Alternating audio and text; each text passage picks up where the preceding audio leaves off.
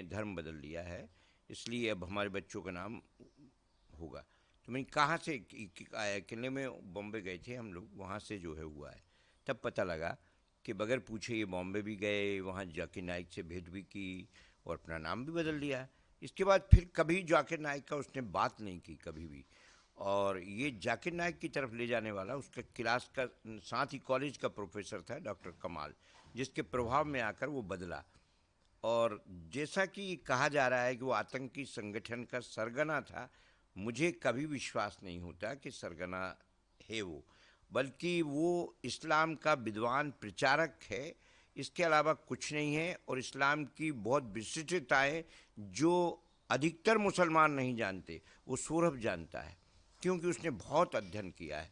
हाँ, ये बात सही है कि वो जाकिर नाइक से प्रभावित हुआ था, लेकिन वो जाकिर नाइक तक सीमित नहीं रहा, इस्लाम की गहराई में बहुत पहुंच चुका है वो। और हो सकता है इस गहराई से उनके ही लोगों को कठिनाई आने लगी हो कि एक कन्वर्टेड आदमी हमारे यहाँ इतना महत्व पा रहा है और हमें ही हर जगह झटका दे रहा है। तो हो सकता है उन लोगों की भी कुछ हो। वैसे ये अंतर्राष्ट्रीय साजिश तो है भारत में, सभी देख रहे हैं, नाम से क्या फ़र्क पड़ता है, कौन सा नाम क्या है। इनके खिलाफ तो आगे सतत कार्रवाई होती रहना चाहिए। छिंदवाड़ा के डॉक्टर कलाम का नाम निकल कर आया था, जिन्होंने ये पूरे तरीके से धर्म परिवर्तन करवाया था सौरभ का। मुझे डॉक्टर कलाम का मालूम है, लेकिन वो छिंदवाड़ा का है मुझे पता नहीं। वहाँ तो कोई अब्दुल करीम नाम से आया है जिसका फ़ोटो आया था, वो कलाम नहीं है। कलाम तो सौरभ की सगाई में आया था और एक दो बार मुझसे बात हुई थी।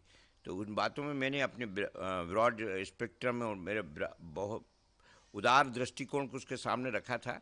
मैं इनकी कोई भी किताब ईश्वर का नाम लेकर अगर आती है तो वो किसी एक भाषा में नहीं आएगी, किसी एक देश में नहीं आएगी, वो सूरज की रोशनी की तरह हर एक के दिमाग में, दिलो दिमाग में छा जाएगी। वो कागज़ पे नहीं उतरती, ऑक्सीजन की तरह अंदर जाती है और मन की जीवन देकर वापस कार्बन डाइऑक्साइड। इस तरह में ईश्वर को तुमने ईश्वर को छोटा करके अपराध कर रहे हो तुम। घर में अंकल कभी इस प्रकार का कोई विवाद हुआ उनकी तरफ से, जब आपको पता चला कि पूरी तरीके से कन्वर्ट कर दिए हैं? और हाँ, वो घर में मतभेद काफ़ी होने लगे थे हमारे, छोटी छोटी बातों पे। वो कहता है ऐसा मत करो, आपने ऐसा गलत कह दिया, ऐसा नहीं करना चाहिए।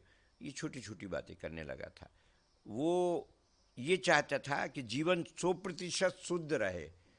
मैं इस जगह थोड़ा कहता था कि जब हम व्यवहारिक बनते हैं तो कुछ टाँके तो लगते हैं, तो उतना हमें एडजस्ट करना पड़ता है, वो नहीं करता था। सौरभ का परिवार कितना बड़ा, कितने लोग थे उसके परिवार में, मतलब दो बच्चे हैं, पत्नी है, हैदराबाद में है इस समय।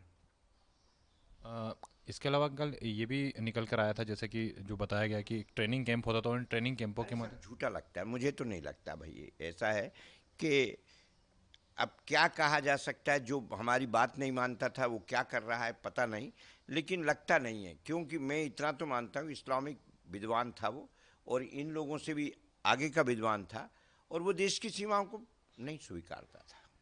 उनकी पत्नी ने भी फिर मुस्लिम धर्म अपना लिया था, जैसे कि बुर्का पहनकर।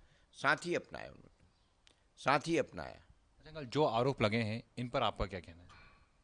मैं जानता नहीं डिटेल में क्या क्या आरोप है, मैं तो इतना जानता हूँ कि वो विद्वान प्रचारक था, और प्रचार करना संविधान विरुद्ध नहीं है। अगर उसकी कोई भी गतिविधि देश के विरुद्ध जाती है तो जो न्याय होगा वो देखा जाएगा।